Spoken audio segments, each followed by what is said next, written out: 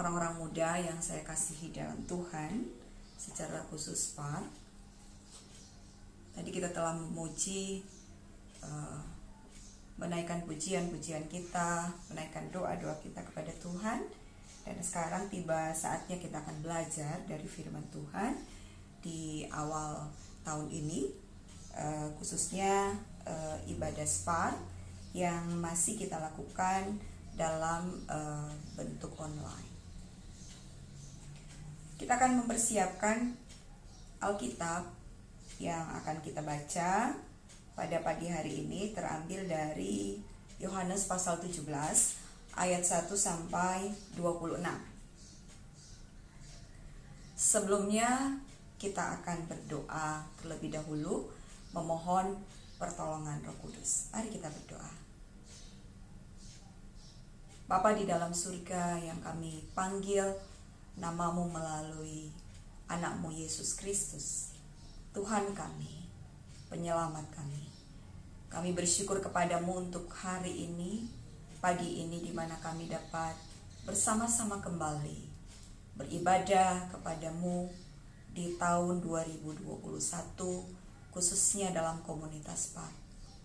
Tuhan, letakkanlah dasar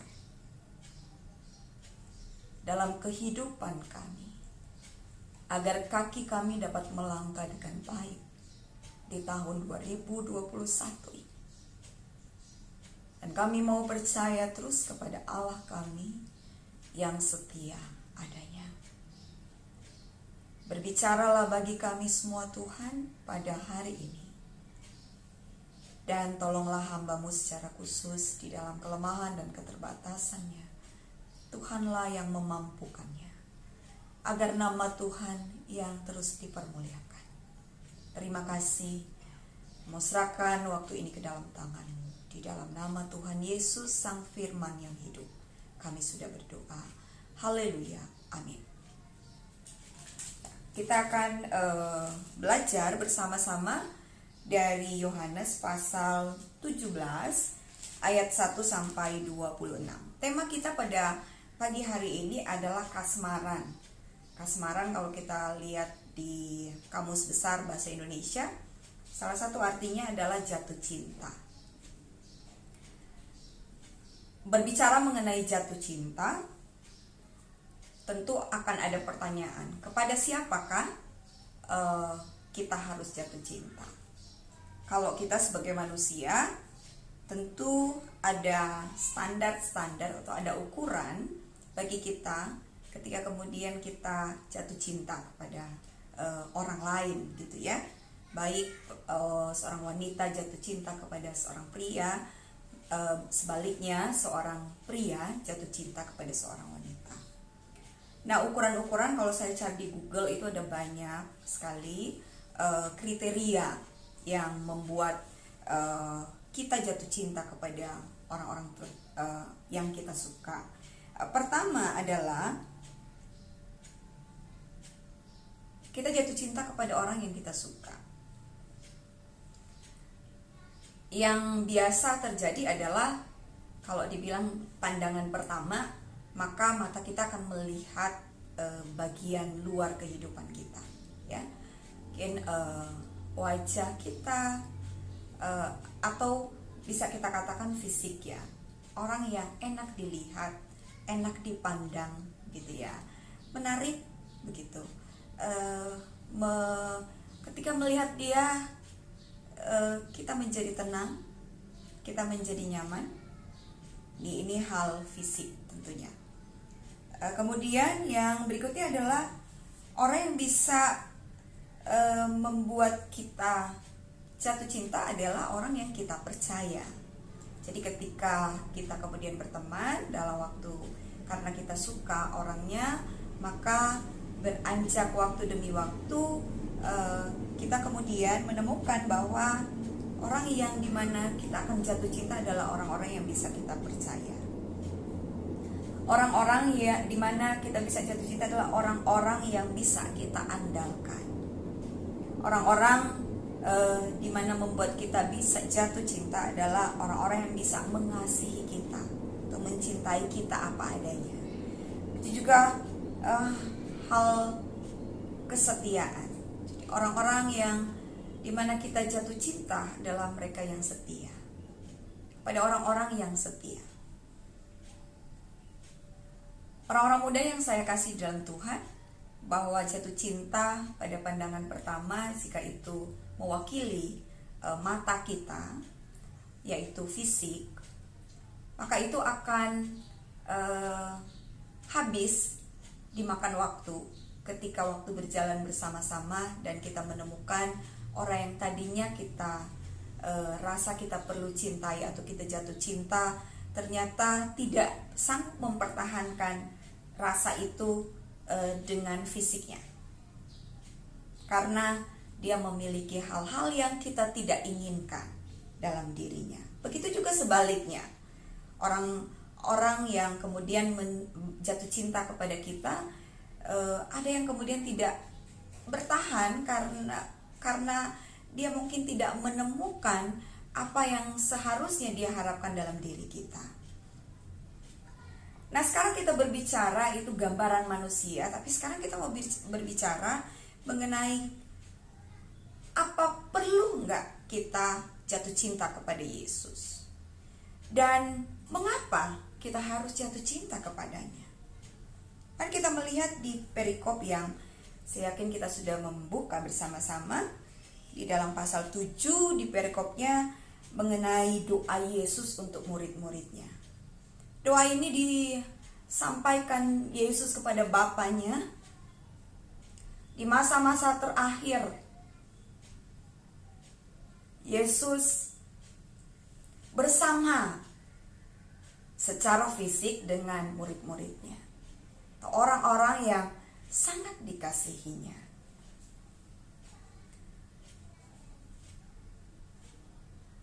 Pertanyaan kembali yang tadi, mengapa saya harus jatuh cinta kepada Yesus? Apa yang dia lakukan?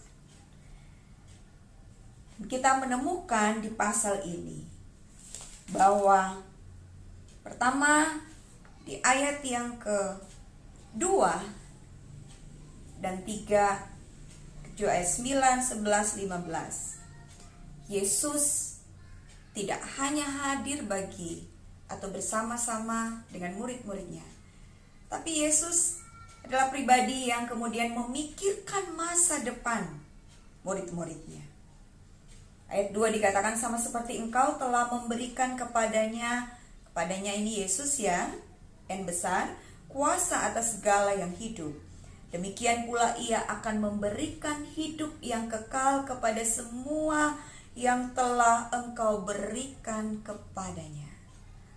Di sini Yesus sedang menyampaikan bahwa yang Tuhan berikan, yang Bapa berikan kepadanya adalah murid-murid. 12 murid yang bersama-sama dengan dia, yang terus mengikuti dia. Ayat 3 juga kemudian dikatakan, inilah hidup yang kekal itu, yaitu bahwa mereka mengenal engkau satu-satunya Allah yang benar, dan mengenal Yesus Kristus yang telah engkau utus. Yesus tidak akan melakukan hal-hal ini berjalan dan menyampaikan apa yang ada dan akan diberikan Bapa kepada murid-muridnya jika dia tidak menginginkan masa depan yang baik bagi murid-muridnya.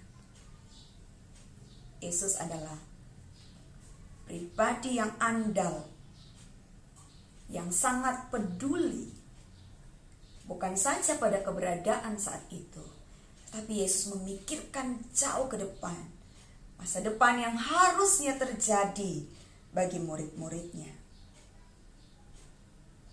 Ayat 9 kemudian Yesus mulai menyampaikan apa yang seharusnya nanti terjadi. Dia meletakkan dirinya sebagai perantara antara Bapa dan manusia, secara khusus murid-muridnya. Dia menyampaikan di ayat 9, aku berdoa untuk mereka. Bukan untuk dunia aku berdoa, tetapi untuk mereka. Ini sangat-sangat personal, ya, sangat-sangat pribadi, sangat-sangat intim, sangat-sangat erat. Bukan untuk semua orang, kata Yesus. Bukan untuk dunia ini, tetapi untuk mereka 12 muridnya ini, yang telah engkau berikan kepadaku, sebab mereka adalah milikmu. Yesus menegaskan kembali bahwa dia adalah perantara dan murid-muridnya adalah milik Bapanya. Maka dia akan terus menjadi perantara agar murid-muridnya tetap menjadi milik Bapa sampai pada kekekalan nanti. Ayat 11, kemudian Yesus meminta kepada Bapanya, dan aku tidak ada lagi di dalam dunia, tetapi mereka masih ada di dalam dunia, dan aku datang kepadamu. Ya Bapa yang kudus, peliharalah mereka dalam namamu, yaitu namamu yang telah engkau berikan kepadaku, supaya mereka menjadi satu sama seperti kita, Kristus dan Bapa. Peliharalah mereka agar mereka menjadi satu, sama seperti kita, Bapa dan Anak, yang memiliki hubungan yang begitu erat, begitu bermakna, begitu menyenangkan. Ayat 15, untuk masa depan, Yesus kemudian menyampaikan lagi, aku tidak meminta supaya engkau mengambil mereka dari dunia, tetapi supaya engkau melindungi mereka daripada yang jahat. Yesus sedang menyampaikan bahwa nanti aku tidak bersama-sama dengan mereka, tapi mereka masih ada di dalam dunia. Aku tidak meminta engkau untuk mengambil mereka pergi bersama-sama dengan aku, karena mereka memang harus masih hidup di sana. Mereka masih bisa menikmati kehidupan mereka dengan baik. Tetapi engkau Bapakku, biarlah engkaulah yang melindungi mereka daripada yang jahat, karena yang jahat itu akan memisahkan hubungan yang indah itu antara Kristus dengan murid-muridnya, antara Bapa dengan murid-muridnya. Kuduskanlah mereka dalam kebenaran, firman-Mu adalah kebenaran. Kuduskanlah mereka dalam kebenaran.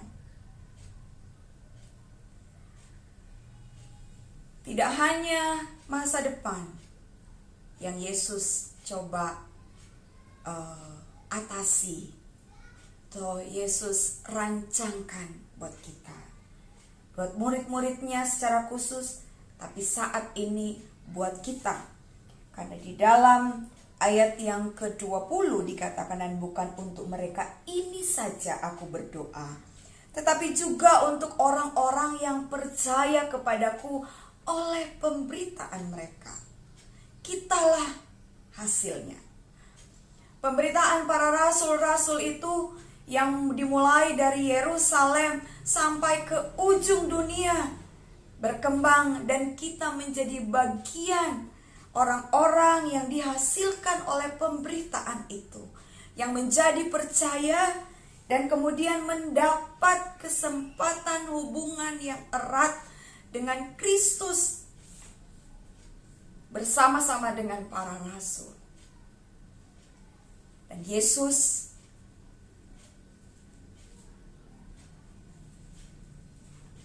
mengatasi masa sekarang kita. Ayat yang ke-6, Yesus memikirkan masa sekarang di mana murid-muridnya masih hidup. Aku telah menyatakan namamu kepada semua orang yang engkau berikan kepadaku dari dunia. Mereka itu milikmu, dan engkau telah memberikan mereka kepadaku, dan mereka telah menuruti firman-Mu. Yesus membekali murid-muridnya berjalan bersama-sama dengan dia di dalam masa pelayanannya. Yesus tidak sekali-kali menyembunyikan sesuatu bagi murid-muridnya. Yesus secara jelas dan terang-terangan menyampaikan setiap pesan dari Bapa kepada murid-muridnya, agar murid-muridnya bisa atau mampu hidup di dalam dunia ini. Di mana mereka berada. Sekarang mereka tahu, ayat 7, sekarang mereka tahu bahwa semua yang Engkau berikan kepadaku itu berasal daripadamu. Sebab segala firman yang Engkau sampaikan kepadaku telah Kusampaikan kepada mereka, dan mereka telah menerimanya. Mereka tahu benar-benar bahwa Aku datang daripadamu, dan mereka percaya bahwa Engkaulah yang telah mengutus Aku. Itulah yang seharusnya terjadi, dan itulah tujuan Yesus ada di dunia untuk ke-12 muridnya, agar mereka percaya. Karena dari merekalah semua kasih karunia itu akan diberikan kepada orang-orang yang lain. Orang-orang yang juga percaya akan firman melalui pemberitaan-pemberitaan mereka. Dan termasuk kita, sekali lagi termasuk kita di dalamnya. Ayat yang ke-12, katakan kembali, selama Aku bersama mereka, Aku memelihara mereka dalam nama-Mu, yaitu nama-Mu yang telah Engkau berikan kepadaku. Aku telah menjaga mereka, dan tidak ada seorang pun dari mereka yang binasa. Yesus memastikan bahwa ketika Dia bersama-sama dengan muridnya, Dia menyampaikan bahwa Aku telah melakukan tugasku dengan baik, memelihara mereka, menjaga mereka. Jangan sampai ada satu yang binasa selain Dia yang sudah ditentukan, kata Yesus. Yesus bersama-sama dengan murid. Bagaimana cara Dia memelihara murid-muridnya dan menjaganya? Melalui demonstrasi di dalam pelayanannya. Yesus memperkenalkan ilahi yang nantinya juga akan menjaga mereka dengan cara yang sama. Ketika Yesus hadir di pesta perkawinan di Kana, di mana Yesus hadir di dalam keluarga, memenuhi kebutuhan yang diperlukan. Tidak mempermalukan tuan pesta, dengan tetap menyediakan bahkan anggur dengan kualitas yang sangat baik sampai di akhir pesta. Kemudian Yesus juga mengajarkan murid-muridnya ketika Dia memberikan makan kepada 5.000 orang dengan 5 roti dan 2 ikan. Yesus memastikan bahwa tidak ada yang mustahil di dalam kehidupan murid-muridnya. Bahwa Dia mampu untuk memenuhi segala keperluan kehidupan. Yesus kemudian melakukan mujizat-mujizat. Dia menyembuhkan yang sakit. Dia membuat orang buta melihat. Dia membuat orang lumpuh berjalan. Dia membangkitkan orang mati. Maka Dia menyatakan dirinya bahwa Dia adalah pribadi yang bisa diandalkan untuk menjaga dan memelihara kehidupan murid-muridnya dan orang-orang yang nantinya akan dihasilkan oleh pemberitaan murid-muridnya. Ayat yang ke-13, Yesus tidak ingin murid-muridnya, karena mereka ada di dalam masa-masa penganiayaan dan kehilangan sukacita, maka Yesus mengatakan, Aku masih ada di dalam dunia supaya penuhlah sukacitaku di dalam diri mereka. Sukacita yang tidak ada batasnya, sukacita yang memampukan orang untuk berjalan di dalam dunia yang penuh ketidakpastian ini, di dalam dunia yang penuh dengan pergumulan, di dalam dunia yang senantiasa membuat kita kecut dan kecewa dalam kehidupan kita. Begitu juga para murid-murid pada saat itu.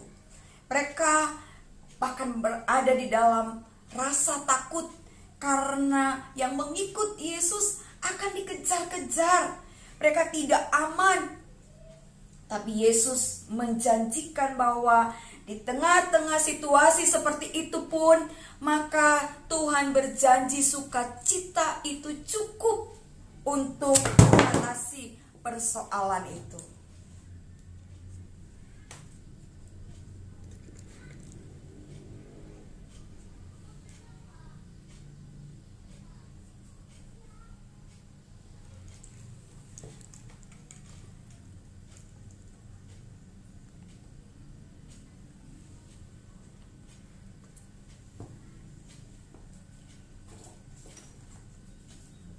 Orang-orang muda yang saya kasih di dalam Tuhan, bahwa ayat 17 kemudian Yesus meminta kepada Bapa agar semua murid-muridnya akan mengalami apa yang seharusnya mereka alami ketika mereka mengikuti Yesus. Kuduskanlah mereka dalam kebenaran. Firman-Mu adalah kebenaran. Karena firman itulah yang dapat menolong kehidupan para murid-murid pada masa itu.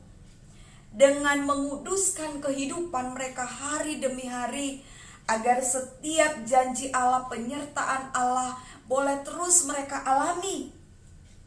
Ayat yang ke-20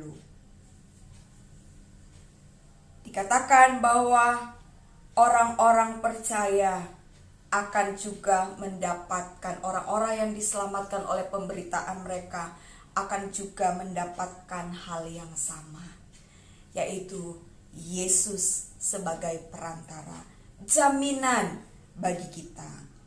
Ayat 26 dikatakan, dan aku telah memberitakan namamu kepada mereka, dan aku akan memberitahukannya, supaya kasih yang engkau berikan kepadaku ada di dalam mereka, dan aku di dalam mereka. Yesus meminta kepada Bapa, biar kasih yang telah Dia coba nyatakan kepada murid-muridnya melalui perjalanan pelayanannya bersama dengan murid-muridnya, itu akan tinggal di dalam hati mereka. Sehingga sekali-kali mereka tidak akan meninggalkan kehidupan yang seharusnya mereka peroleh. Keadaan yang terus ada di dalam pertolongan Tuhan, keadaan yang terus dilingkupi oleh kasih karunia Tuhan, pemeliharaan Tuhan, kecukupan yang Tuhan terus rancangkan dan berikan kepada mereka yang percaya, khususnya pada saat itu adalah murid-muridnya. Tapi tidak itu saja. Maka kita bersyukur karena Allah juga tidak hanya memikirkan masa depan kita dan masa sekarang kita, tapi Dia terlebih dahulu memikirkan masa lalu kita. Dia mengatasi penghalang di masa lalu kita yang akan membuat kehidupan kita berantakan dan hancur, tidak menikmati keberhasilan, tidak menikmati keberuntungan yang Tuhan janjikan kepada mereka yang percaya kepadanya. Masa lalu kita. Ayat 19. Katakan bahwa, dan aku menguduskan diriku bagi mereka, supaya mereka pun dikuduskan dalam kebenaran. Inilah saat-saat terakhir ketika Yesus mengatakan bahwa aku telah mempermuliakan, di ayat yang keempat, aku telah mempermuliakan engkau di bumi dengan jalan menyelesaikan pekerjaan yang engkau berikan kepadaku untuk melakukannya. Pekerjaan yang harus diselesaikan adalah Yesus nantinya akan dimuliakan di kayu salib. Tapi perkara kayu salib adalah perkara yang sangat luar biasa. Ini sangat personal. Kenapa? Karena keselamatan Tuhan tidak berikan kepada orang-orang di dalam satu kelompok. Dia memulai secara pribadi. Dia menyediakan keselamatan itu buat kita masing-masing orang yang percaya kepadanya.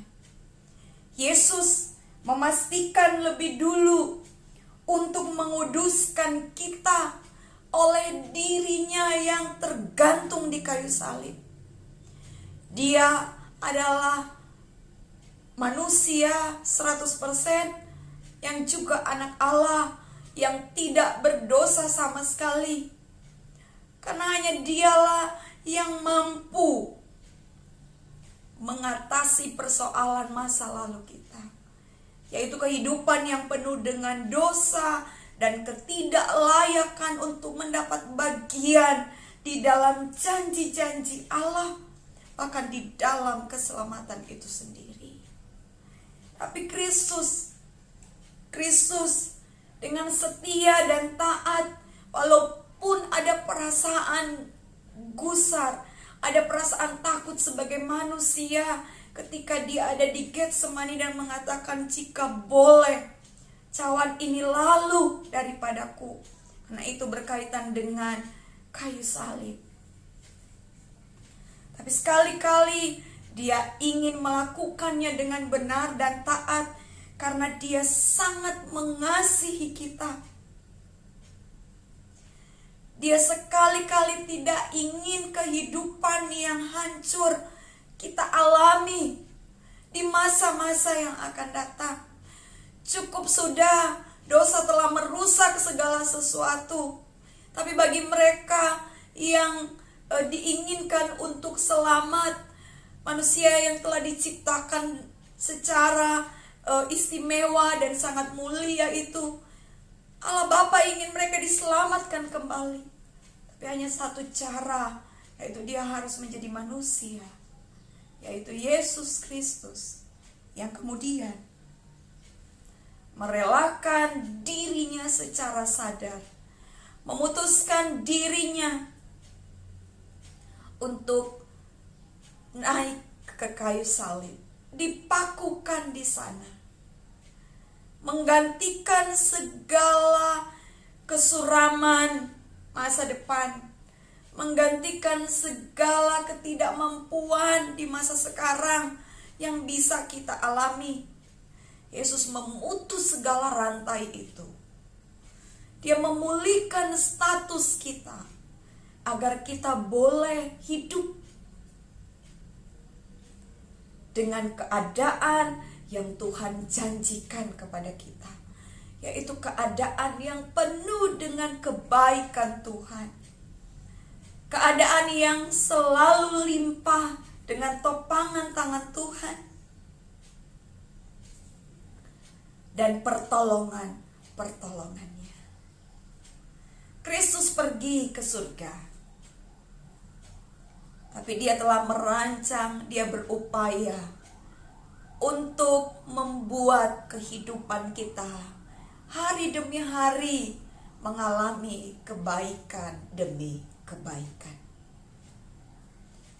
Maka jika pertanyaan itu setelah kita melihat dan membaca, merenungkan firman ini, maka pertanyaan kembali datang kepada kita, apa alasan kita untuk tetap jatuh cinta kepadanya? Alasan itu sudah sangat jelas, bahwa hari ini kita adalah orang-orang yang telah menerima segala kasih karunia-Nya. Kitalah orang-orang yang bisa menikmati setiap janji Allah melalui cara Allah mengerjakan semuanya. Dia mengambil alih, kemudian Dia menyelesaikan segala sesuatu yang tidak bisa kita selesaikan, agar kita beroleh kehidupan yang terus mengalami kasih setia Tuhan.